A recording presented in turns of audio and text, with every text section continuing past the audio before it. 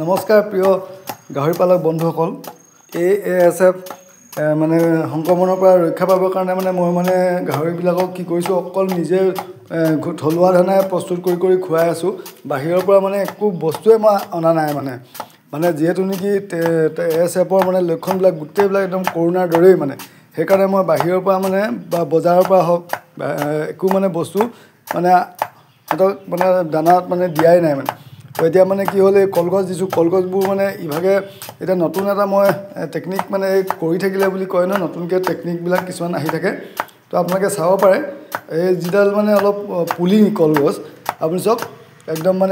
অলপ দাখন চোকা হ'ব লাগে খালি এনেকৈ অলপ থিয় কৰি ল'ব লাগে থিয় কৰি লোৱাৰ লগে লগে ইমান ধুনীয়া উজুকৈ বহুত সময় বাচাই দিয়ে নহ'লে ইভাগে আপুনি ৰেপি কাটিবলৈ হ'লে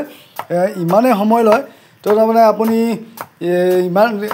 গাল গাহৰিক আপুনি দানা প্ৰস্তুত কৰাটো সম্ভৱ নহয় থলুৱাভাৱে দেই তো সেইকাৰণে কি হ'ল মই এই পদ্ধতিটো অৱলম্বন কৰিলোঁ কিন্তু মই সফল হৈছোঁ বুলি ভাবিছোঁ আৰু তো সেইকাৰণে নাই বন্ধুসকলকো দেখুৱাওঁ যে কল পচলাটো কেনেকৈ